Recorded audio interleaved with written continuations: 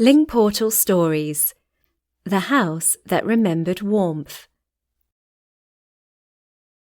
Good evening, my friend. Welcome to Lingportal Stories, gentle English through calm, atmospheric tales. Tonight, let's slow down together. The air is cool, and autumn has covered the world in gold and quiet. Thanksgiving is not only a holiday. It's a pause, a soft breath between busy days. It's when light feels warmer and memories return like guests you've missed. Tonight's story is called The House That Remembered Warmth. Settle in, breathe, listen. It had been many years since Clara last saw the house at the end of Maple Lane. The road was narrow, lined with trees that had already dropped most of their leaves. Only a few golden ones still clung to the branches, trembling in the wind. She parked the car and sat for a moment, watching her breath make small clouds in the cold air. The house looked older than she remembered, smaller too, but the windows still had lace curtains, and through them she could see a faint glow, like the heart of a candle waiting to be noticed. Clara hadn't planned to come, but when the holidays arrived and the city felt too loud, she followed an old instinct, the one that whispers, "Go home, even if no one's waiting." Inside, the air smelled of cinnamon and wood smoke. The floor creaked politely under her steps. In the kitchen, she found a tin box on the counter, the one her grandmother always used for pie recipes.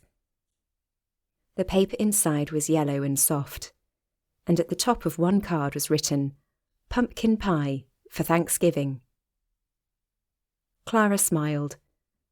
Her grandmother's handwriting was round and careful, the letters full of patience. She opened cupboards and drawers, half expecting the old woman to appear behind her, saying gently, "Flour first, dear." The house was quiet, but not empty. There was a kind of presence, not ghostly, just familiar, like a melody half remembered. She found sugar, flour, spices, even a small jar of nutmeg, still fragrant. As she mixed the dough, she talked to the house. "You remember this, don't you?" she said softly. The wooden spoon tapped the bowl in rhythm. Outside, wind brushed the window panes. When the pie was in the oven, she lit a candle on the table and waited. The smell began to spread, sweet, rich, comforting. It reached the hallway, the stairs, the empty rooms, and somehow the silence changed. Clara thought she heard a soft sound, a chair moving, a page turning, or maybe the memory of people once laughing together. She closed her eyes and felt warmth rise from somewhere deeper than the oven. The house remembered.